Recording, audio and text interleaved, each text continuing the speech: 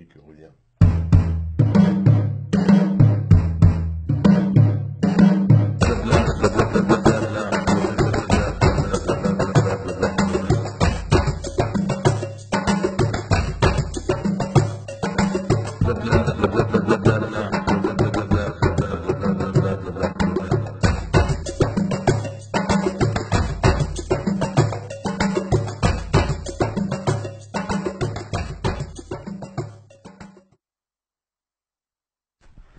Bonjour à toutes et bonjour à tous. Merci de nous recevoir une nouvelle fois sur cette même page Facebook, mais aussi sur notre journal YouTube dans la rubrique On en parle de Nîmes. Merci également à Alain de nous recevoir dans son studio HWM. Les sujets sont importants ce matin, vous allez vous en rendre compte très rapidement. Mais avant cela, je voulais vous lire un communiqué que nous a proposé Alain concernant son studio. Horizon Web Média vous informe de l'abandon du secteur radio de son activité à compter de ce jour le 10 avril 2018. La chaîne préférée se consacrera exclusivement à la production d'émissions TV en studio ou en extérieur, de reportages ainsi que de vidéos. L'objectif étant de sensibiliser l'opinion publique sur des sujets comme la protection animale, l'intérêt des motards et des usagers de la route, le spectacle vivant, les artistes indépendants, la vie locale nimo-gardoise et l'actualité de la communauté de communes Rosny, Vistre et Vidourle. HWM vous propose également des émissions qui interrogent comme le paranormal, de l'humour avec Bastien Signoret, sans oublier les sujets de société avec l'émission Justice Injustice. À partir d'aujourd'hui, HWM Web TV Radio devient HWTV. Merci de votre attention. Je vous rappelle HWM Web TV Radio qui devient dès à présent HWM TV. Merci de votre compréhension. Donc, comme je vous le signalais, nous avons plusieurs sujets à traiter. Sur ce premier plateau, nous avons Pierre Carpentier qui est avec nous. Bonjour Pierre. Oui, bonjour à tous. Jean-Luc Constant, ça va? Oui, bonjour à toutes et bonjour à tous. Toujours en Alors, forme. nous a quitté prématurément, non, ce n'est pas vrai. André Bonora a un petit souci de santé, donc il ne sera pas là, il était au générique, mais nous parlerons de lui. Donc avant que nous débute cette émission, Pierre, tu pourrais peut-être nous parler il y a quelque chose qui te chagrine.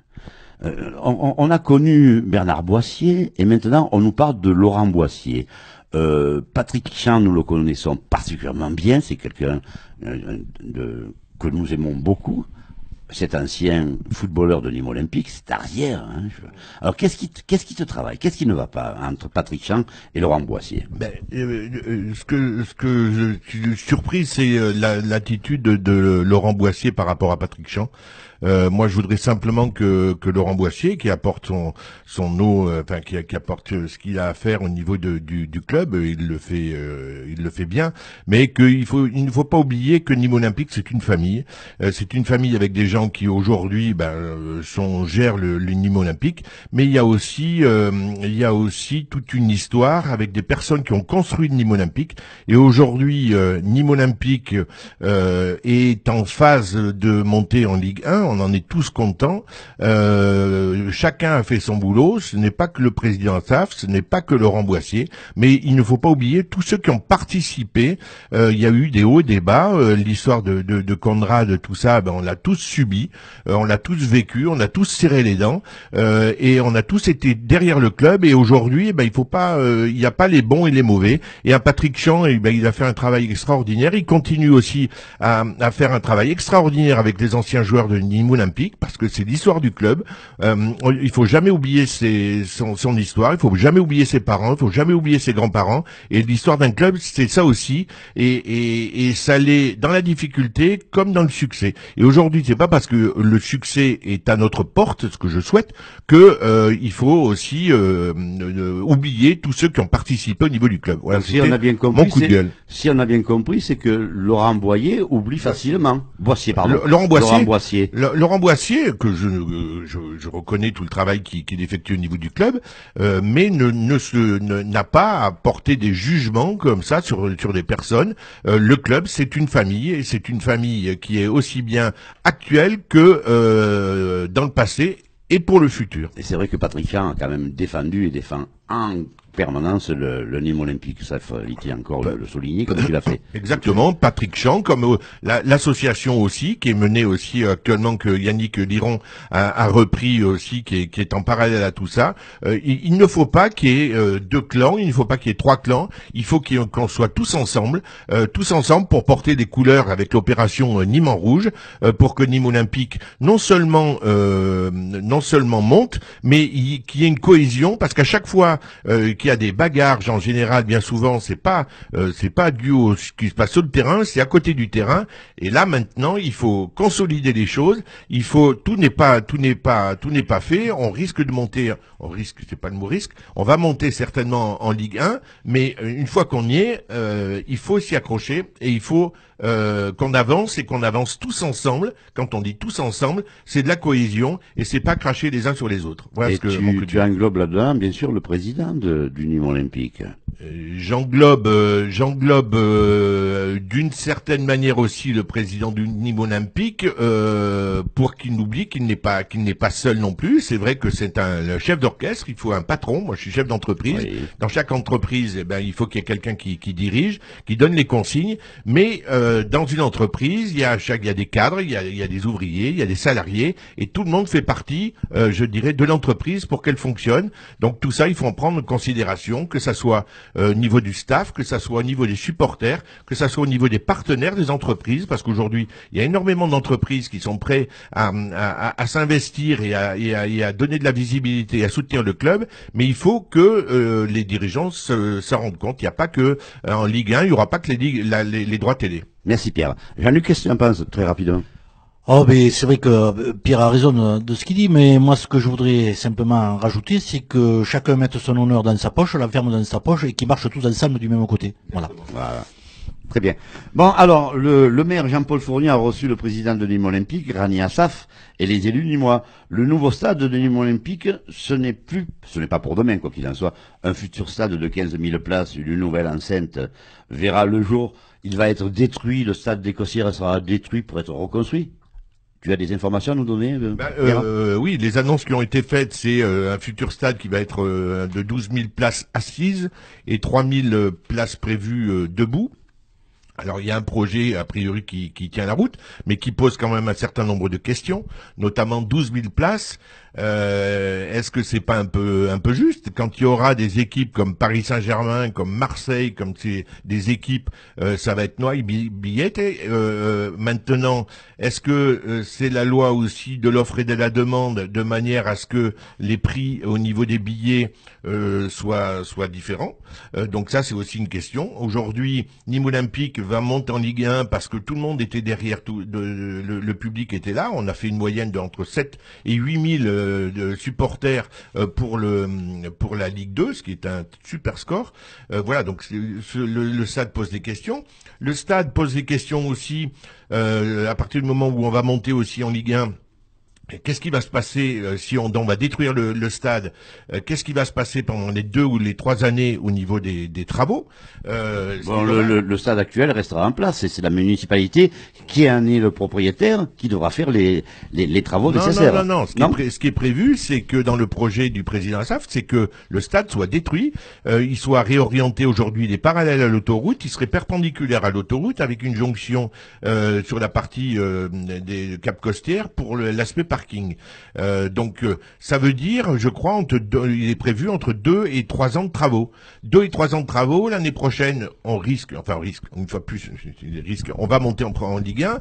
Et donc, qu'est-ce qui va se passer? Les matchs, on risque de les faire sur Avignon ou sur Istres. Est-ce que tout le monde va suivre? Est-ce que les années qui vont être l'année prochaine, la première année en Ligue 1, ça va être une année compliquée. C'est-à-dire où il va falloir stabiliser des équipes. On va rencontrer des équipes de haut niveau, on va rencontrer des PSG, on va rencontrer des Olympiques de Marseille, on va rencontrer des Montpellier. Donc ça veut dire une année de stabilité. Aller jouer à l'extérieur, à Avignon, à Istres, au niveau des supporters, il y a certains qui le joueront. Voilà. Donc moi je remets un peu en cause ce projet qui est certainement... Alors que faut-il faire? Alors, le projet en lui-même, c'est une très bonne question. Le projet en lui-même, il est bien sur le papier, mais est-ce qu'il n'aurait pas mieux fallu que ce stade se fasse ailleurs, garder le stade des Costières dans la période de transition pour que le show must go on, c'est-à-dire que tous les supporters sont là, tous les supporters sont solidaires et tous les supporters soient fiers d'un nouveau stade. Mais moi, j'étais plutôt favorable à ce qu'il y ait un stade ailleurs. Je crois qu'il y avait un projet qui a été prévu sur la zone au niveau de Manduel. Merci à Monsieur Assaf de ces projets. Mais là, pour moi, il y a une espèce d'incohérence qui risque de créer des problèmes. Et si l'année prochaine, cette instabilité ou l'année suivante, instabilité nous amène à redescendre en Ligue 2, ce que je ne souhaite pas, ça sera un peu con parce qu'on aura un beau stade dans 3 ans, mais on ne sera plus en Ligue 1. Donc c'est un peu dommage. C'est un peu dommage. Bon, ça a été dit, les choses sont claires. Jean-Luc, rebonjour. Oui, rebonjour à tous. Alors tu sais qu'il y a une pétition qui circule sur Facebook, Les Rues de Nîmes. C'est un site qui a été créé il y a peu de temps. Ils représentent 3000 adhérents. Alors Jean-Luc, toi qui viens très souvent à Nîmes, vois-tu une amélioration sur la propreté des rues? La propreté est une priorité municipale, nous disait Richard Tibirino récemment, mais c'est un problème récurrent. La propreté, ou plutôt la saleté, parce qu'il y a des quartiers où on n'ose même plus rentrer. Et lorsqu'on a vu cette photo devant les arènes avec ces sacs poubelles, on se dit, l'UNESCO va-t-il servir à quelque chose? Parce que il est temps de réagir. Qu'est-ce que tu en penses, Jean-Luc? Déjà, j'avais déjà parlé de l'entrée ouest de Nîmes, au pont de l'autoroute, là-bas, où j'ai vu cette semaine que ça y est, les tractopelles étaient arrivés. Déjà, c'est une bonne chose, mais c'est vrai que cette entrée était dégradante pour la ville de Nîmes. Là, c'était lamentable. Oui. Juste à la voie de chemin de fer, là. Mais là, ça y est, j'ai vu, au bout de combien d'années, les tractopelles étaient arrivés. Mais c'est vrai que dans le centre-ville, c'est lamentable. On marche sur des excréments d'animaux, il y a des poubelles un peu de partout, Et ce matin, j'ai vu dans Midi Libre quelqu'un justement qui critiquait cette association Les Rues de Nîmes là, qui lui redisait de retourner en Bretagne. Alors moi, j'invite cette personne qui critique justement d'aller en Bretagne, parce que je connais un peu la Bretagne, et d'aller voir des villes comme Nantes, des sites comme la Pointe-du-Raz, Carnac, tout ça, et ils verront la différence qu'il y a avec Nîmes. Parce que là-haut, je peux vous dire, c'est très propre. Là, c'est quant à Nîmes, comment faire? Ils ont créé une brigade de, je sais plus le nom exactement, là, où ils sont 6 personnes. Qu'est-ce que vous voulez qu'ils fassent avec 6 personnes? Ils surveillent et ils indiquent les points qu'il faut nettoyer. Voilà. Donc effectivement, c'est compliqué. Oui, c'est très très très compliqué. Donc quelle est la solution alors? Il doit bien y avoir une solution. Embaucher du personnel. Parce que nous avons le centre-ville, bien sûr, qui est sale, ça il faut le reconnaître. Et nous avons aussi les extérieurs. Si vous allez dans les bois, tout ça aussi, vous allez voir des décharges, tout ça. Rappelez-vous, avant on avait des gardes champêtres. Ouais. On a supprimé les gardes champêtres. Mais quand il y avait des gardes champêtres, si vous alliez en garrigue ou de partout, il n'y avait pas de déchets, il n'y avait pas. Les gens ne jetaient pas comme ça. Là maintenant, les déchetteries, comme les heures d'ouverture, sont limitées plus ou moins. Les gens, ils vont jeter ailleurs. Ouais, mais c'est toujours pareil, l'état d'esprit voilà, c'est un manque de civilité. Bien sûr, comme sur l'éducation des enfants, il y a un tas de choses. Bon, là, maintenant. Après, les gens s'étonnent que sur la feuille d'impôt, les poubelles augmentent. Faites des efforts. Pierre. Oui, moi, il y a des mesures qui peuvent se faire. Moi, j'ai l'exemple un peu, je crois qu'il a été médiatisé à Saint-Gilles, où le maire Eddy Valadier a trouvé des dépôts d'ordures. Ils ont essayé de chercher un petit peu. Alors, ils ont fouillé un peu. C'est vrai, ils ont mis la main dans les poubelles, mais ils ont trouvé l'identité de la personne. Exact. Ils ont récupéré les poubelles, ils les ont mis dans un camion et ils les ont versées devant la maison de la personne.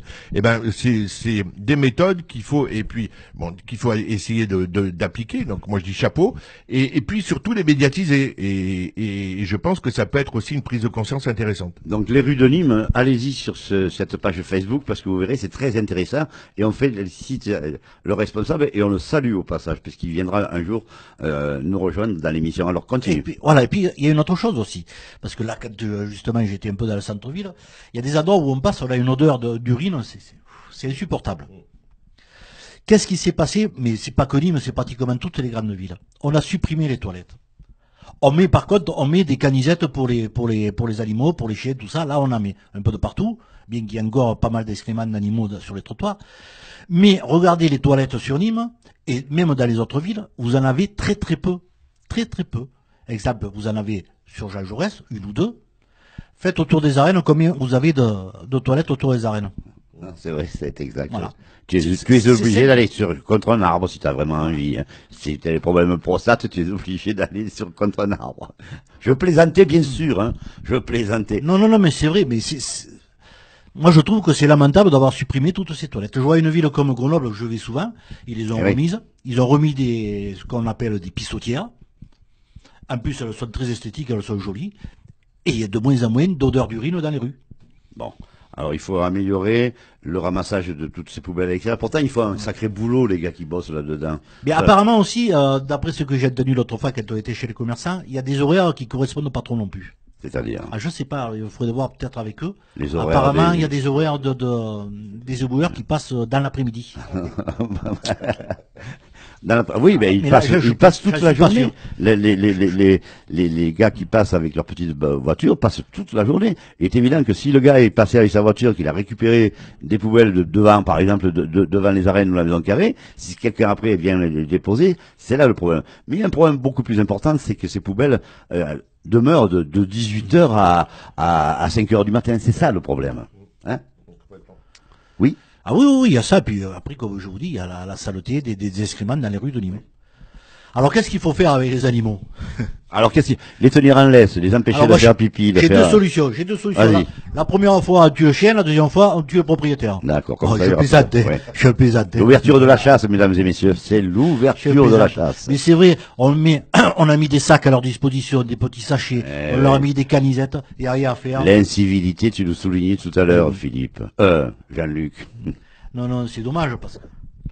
Donc, tu as un coup de cœur. On va demander à Pierre parce qu'il avait un coup de cœur pour un magasin qui s'est ouvert entre la rue du Général Perrier et la rue des Flottes.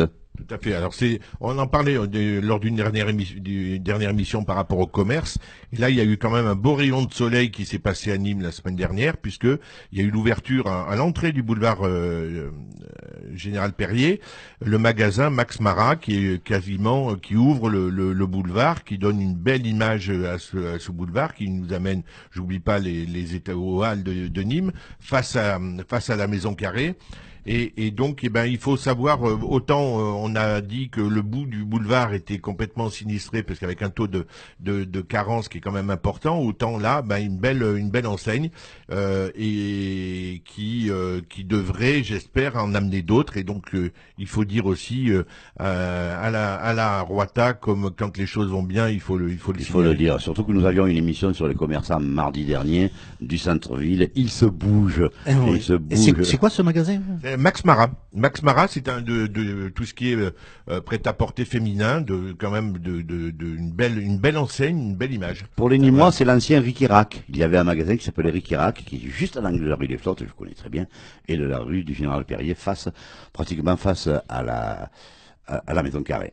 Tu avais un coup de cœur, toi, Jean-Luc? Un coup de cœur, on le fera après tout à l'heure. Oui, on le fera tout à l'heure. Oui. Tu voulais dire, on peut parler, par exemple, puisque Dédé, André Bonora n'est pas avec nous, on peut parler quand même de son coup de cœur, de son coup de gueule. Il en avait des choses à dire, Dédé. Et oui. Mais il n'est pas en forme. Vous savez, Dédé est un jeune marié, et donc, certaines fois, il n'arrive pas à se lever le matin, et c'est la raison pour laquelle il n'est pas là ce matin. Voilà. Ce n'est pas vrai. Allez, on y va. En même temps, il n'y a pas si longtemps que ça, c'était son anniversaire, je crois. Exactement. Donc c'est pour ça qu'il doit avoir encore des restes. Il a des restes, oui. Oui, mais Dédé, lui, il voulait parler de la feria. Alors, moi, la Prima Fresca, je l'ai pas vue cette année. On peut rappeler ce qu'est la Prima Fresca, parce que il y a des personnes qui nous suivent à l'extérieur de Nîmes. Oui, alors la Prima Fresca, c'est, comment dire, C'est l'animation d'une rue de Nîmes. Voilà, qui est la normalement rue. c'est la rue Fresque qui fait une animation style avant. Avant Feria. Avant c'était pendant la Primavera. Hein, Voilà, c'est ça, tout à fait, oui. C'était Oui, oui. pendant qu'il y avait la bulle, qu'il y avait cette feria au mois de février. Et je crois que ça a été organisé à ce moment-là. Ouais, c'est ça. Voilà. Donc, Et depuis ça a perduré. ce sont et- tous les Nîmois qui se retrouvent dans le centre de ville, mais ça n'a pas été que rue Fresque, ça a été, Ah ça ben s'est cette année, répandu oui, dans toutes les petites ça a rues. bien aux débordé. alentours, hein. La rue de l'Étoile, tout ça, apparemment.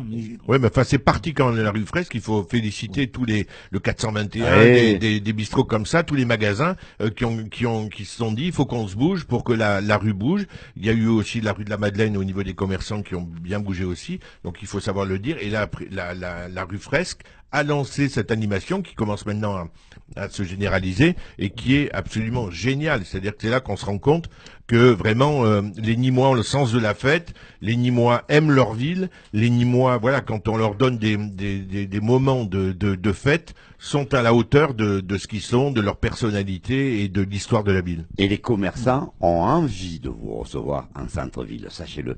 Écoutez, il nous reste plus que quelques secondes. Ah, tu veux conclure sur les propos de Dédé? Oui, sur ce que voulait dire Dédé, bon, c'est sûr que sur la feria, il y a encore pas mal de choses à faire pour l'améliorer, parce que depuis qu'il y a eu les attentats, tout ça, ça a été restreint, les endroits ont été restreints, il n'y a plus rien à Amiral Courbet, il n'y a plus rien Square de la Couronne, il y a pratiquement plus rien à Gambetta, il n'y a eu uniquement qu'autour des arènes, et Victor Hugo, Jean Jaurès, rappelez-vous avant, il y avait les balles, à la placette, vous aviez le flamenco, Exactement. vous aviez tous les manèges, tout ça, Jean Gitanes, Jaurès, nos amis les tout gitanes. ça maintenant, il y a plus rien, c'est vrai que par rapport aux attentats, ils avaient tout concentré, mais il faudrait peut-être revoir aussi un peu la chose. On a l'impression qu'il y a une feria des riches et une feria des pauvres, parce que les associations ne sont plus représentées, n'ont pas les moyens de se payer des gardiens, des gardes de sécurité à l'extérieur, etc. Donc ils ne sont plus représentés. Il n'y a plus de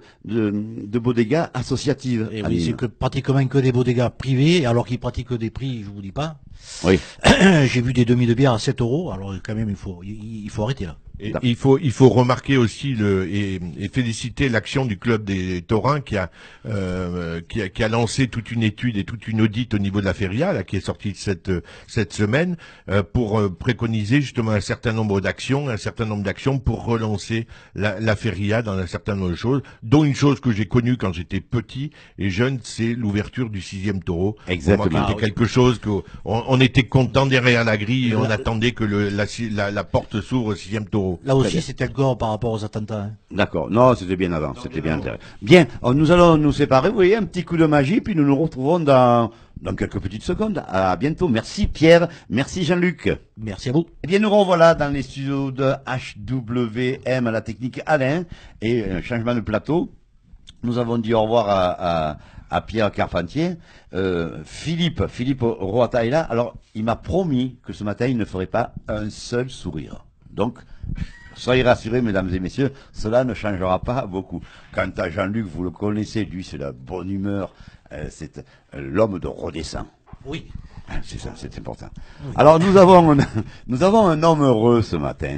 Et oui, Philippe Roata, qui va nous dire du bien sur la mairie de Nîmes, et notamment de Jean-Paul Fournier. Ça y est, le musée de la Romanité entre dans l'ère moderne, avant son ouverture qui est prévue le 2 juin. Alors je pense qu'il va y avoir des gros orages sur Nîmes. Il sera accompagné en présence de la ministre de la Culture, Françoise Nyssen. Bon, en effet, le musée de la Romanité de Nîmes vient de lancer son nouveau site web. Alors Philippe, bonjour ou rebonjour Philippe. Bonjour. Alors, parle-nous un petit peu de ce site web, et tu avais envie de nous dire du bien de Jean-Paul Fournier. Non, mais au-delà du site web, je veux dire que moi, je suis un adepte de la pensée de Michel Onfray. Et Michel Onfray, dimanche, était reçu sur une chaîne, et il disait, j'ai pas voté Macron, mais si Macron était amené à faire une réforme que je considérais comme bonne, je le dirais.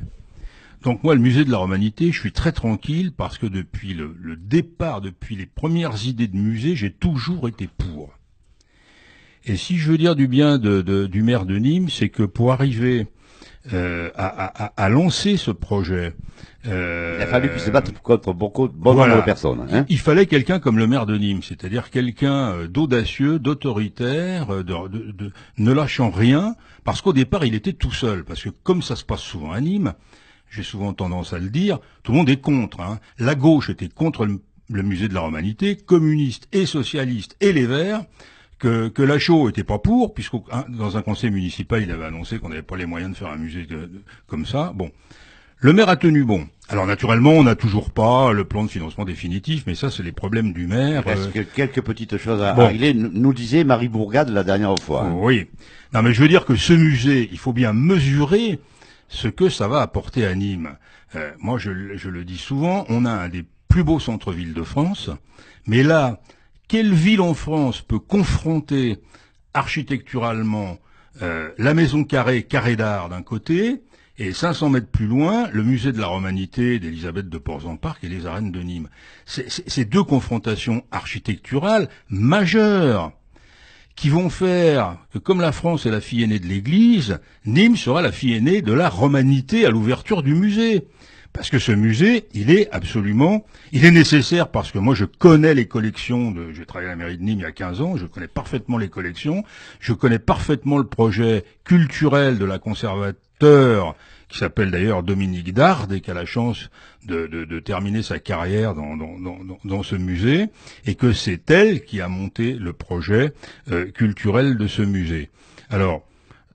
Alors le site internet est sorti et c'est magnifique ce site. Alors je dis du bien du site internet parce que vous savez que j'étais contre la SPL, la SPL qui a été mise en place, Société publique locale, pour gérer le musée de la Romanité, mais c'est pas la conservateur en chef du musée qui avait la direction de la SPL, c'est un prestataire qui est aujourd'hui recruté par la ville et qui avait en charge de promouvoir tout ce qui est commercial, je dirais. Et quand je vois ce site internet, je trouve qu'il est extraordinairement bien fait, et que ce n'est pas l'aspect commercial qui a pris le dessus, c'est-à-dire la partie de la SPL, la partie de la direction de la SPL. Je ne sais pas comment elle a mis sa patte dans le site internet, mais on voit bien qu'il y a un contenu culturel dans le site internet qui est tout à fait remarquable. Il y a un graphisme absolument délicat, novateur sur ce site internet, et donc on anticipe par une communication forte l'ouverture de ce musée. Alors, dans ce site internet, il y a tout, il y a trois parties, parce que c'est un musée qui n'est pas simplement axé sur la Romanité, il y a l'âge de pierre, la Romanité et le Moyen-Âge. Tout est indiqué, mais d'une manière simplissime, mais remarquablement faite sur ce site internet. On parle du jardin archéologique, on parle du toit terrasse, on parle de la librairie boutique, on parle du restaurant, mais sans en dire trop sur le restaurant. On n'est pas dithyrambique, il y aura un grand restaurant, machin bien. Il y aura un restaurant panoramique qui sera d'ailleurs dirigé par un chef étoilé qui s'appelle Franck Putla, qui est aujourd'hui à Carcassonne, voilà. Le graphisme est délicat sur le site internet, et à l'intérieur du musée, il y a des dispositifs technologiques et high-tech de très haut niveau. Par contre, alors, tu as omis de préciser que l'ouverture du musée de la Romanité a entraîné une révision de l'offre tarifaire. Le conseil municipal a adopté samedi dernier. Oui. Et oui, c'est important quand même, parce que pour les Nîmois, non mais ça c'est musées. Non mais ça c'est la face. Alors je dis beaucoup de bien du maire par rapport à sa ténacité et par rapport au fait qu'il a imposé son musée. Après, il y a Alors le musée, il y a aussi, je vous rappelle, une peau en verre de sérigraphiée de 6708 carreaux qui bouge au vent, qui change à la lumière. À mon avis, c'est remarquable. Il y a des effets graphiques qui rappellent la toge romaine au niveau de cette façade, qui moi je suis un fou de cette façade. Mais après, la façade est magnifique. Alors, ce musée donc va être inauguré en plus par la ministre de la Culture, par Françoise Nyssen. On en parle dans ce musée, dans toutes les collections de revues d'art. On parle du musée de Nîmes. Donc ça va être un élément déterminant finalement dans le Nîmes du XXIe siècle. Et en sachant que ça va être couplé avec le classement au patrimoine mondial de l'UNESCO.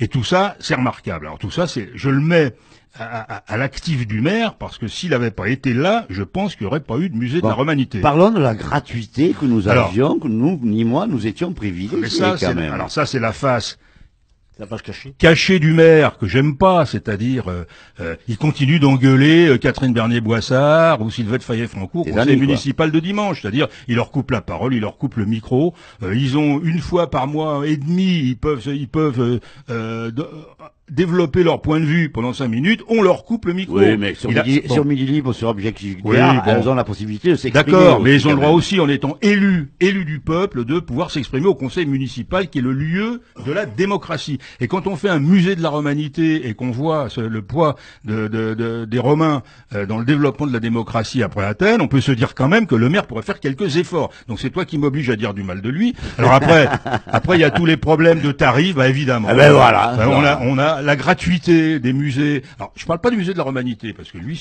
il est à part. C'est 8 € l'entrée. Moi, j'ai rien à dire. Un musée comme ça, c'est normal. Il y a un Qui pass à 17 €. Hein. Bon, non mais sur tous les musées de Nîmes qui étaient gratuits, on va maintenant les rendre payants, alors que Paris a rendu gratuit tous ses musées, tous les musées de la ville de Paris, parce que j'y ai bossé 15 ans, je le sais. Avignon est en train de rendre gratuit tous ses musées. Bon, nous on augmente les prix, mais ça c'est cette face cachée nîmoise, mais moi qui me rend fou, c'est-à-dire. Non, on voit bien bon, que tu es Philippe, pour est-ce le que ça maire. va, Allez, vas-y. justement, est-ce que ça va pas tuer ces petits musées? ça va les tuer, j'en sais rien, on verra. Ah là là. J'en sais rien. Non mais je veux Je peux dire. pas tout dire. Je peux pas tout dire. Moi, je pense que ça va tuer ces petits musées. Il y aura de moins en moins de monde dans ces petits musées. Déjà qu'il n'y en a pas beaucoup. Hein, Non, mais c'est pour ça. il faudra Tout le déjà monde. que les Nîmois soient au musée de la Romanité et comprennent ce que cet équipement représente pour cette ville. C'est quelque chose en termes d'architecture, en termes de pensée, et après il y aura peut-être des colloques universitaires, il faudra qu'il soit rendu vivant ce musée. On Mais- en parlait justement sur les architectes. Moi, je trouve que ce sont des artistes, ces gens-là, qui arrivent à créer quelque chose comme ça. On en parlait de Le Corbusier. Bon, il est sur Marseille, il a créé quelque chose d'exceptionnel. Même ses successeurs ont créé Marseille est une belle ville. Donc Nîmes devient vraiment une belle ville. On a critiqué pourtant à l'époque Jean Bousquet. Hein, Ah, il voilà. a une pétition de 17 000 Nîmois contre Carré d'Art. Voilà, c'est ça Nîmes. Hein. Ouais. 17 000 Nîmois contre Carré d'Art. Eh ben il fallait un Jean Bousquet qui dit je le fais quand même. Exactement. Et aujourd'hui il fallait un Jean-Paul Fournier qui dit je fais le musée. Eh bien, bravo. Moi, je te dis bravo pour avoir soutenu Monsieur le maire de Nîmes. Jean Ça arrive. Bousquet. Ben, qu'est-ce que tu voulais dire? Juste avant mon coup de cœur, là, je Oui. voudrais justement dire à Philippe qu'il n'oublie pas qu'à la fin du mois, il y a Spartacus Jérôme. Oui, non mais bon, j'ai dit les Ouais, jeux il aime les jupettes, il aime tout non, ça. mais les jeux romains, c'est pas ma tasse Ah, c'est de pas thé, ta tout le tasse monde de le thé. sait, peu Bon. importe. Voilà. Bon, ton coup de cœur, Alors mon Jean-Luc. coup de cœur, mon coup de cœur aujourd'hui, il va à une personne que j'estime fait énormément pour sa ville. Ouais. C'est une personne qui est très dévouée, qui fait beaucoup et qu'on voit un peu de partout maintenant sur Internet, dans les radios, tout ça, mais qui est très très discret quand même. Et cette personne, je tenais à la féliciter, elle est juste à côté de moi, elle s'appelle Patrick Bagès. On va dire ça. C'est un gros coup de cœur que j'ai pour toi, Ah, Patrick, t'es parce que je gentil, trouve là. que tu fais beaucoup pour ta ville, que Ouais. tu te dévoues, et tout ça bénévolement. Ouf, que c'est gentil de me dire ça. Franchement, Voilà, je m'y attendais c'était pas. Hein. pour te remercier pour tout ce que tu fais. Ah ben, merci beaucoup, Jean-Luc. De Ça rien. me fait... On est obligé de dire comme toi. Ah non, c'est vrai. Non, non, mais ça me Faut qu'on dise comme lui, oui, on te Je- remercie. Non, non, c'était pas pour... Non, c'était absolument, je le savais même pas. Hein. Je te remercie infiniment, Jean-Luc. Et Alain aussi nous remercie, te remercie. Merci, ça me fait vraiment Mais c'est plaisir. surtout Ça me- merci à toi Mais ça, en de nous plus, faire partager tes passions et Co- ta ville de Nîmes. connaissant ton honnêteté, je sais que c'est tout à fait objectif et honnête. Bien, oui, qu'est-ce que tu voulais dire avant que nous Ah, concluions? Ici, une toute petite critique, alors là, sur le site internet, il y a un mot qui m'a heurté. Un mot sur tout le site internet. Ah ben, pas beaucoup. C'est d'ailleurs le reproche que je fais aux émissions de Thierry Ardisson. Il emploie le franglais en permanence. Il y a un mot qui m'a heurté. Il faut que vous sachiez qu'au musée de la Romanité, il y aura un rooftop. Voilà, il y aura Qu'est-ce un que c'est rooftop. ça exactement? C'est marqué dans le site. C'est un bar en hauteur, voilà. Mais au lieu de mettre un bar d'altitude, on appelle ça un rooftop. On aurait pu se dispenser du franglais. C'est vrai que toi, tu préfères mieux rentrer dans les bars de Oui. plein pied. Oui, Hein que des rooftops. Bon. Bien, nous allons Jean-Luc, nous allons nous séparer. Hein, Oui, ça va vite, hein, Et cette oui, émission ça va passe se très dérouler vite. rapidement. Merci à Philippe également qui était là, à Philippe Roata et à Pierre Carpentier. Un petit coucou à Dédé, à André Bonora qui nous rejoindra la semaine prochaine.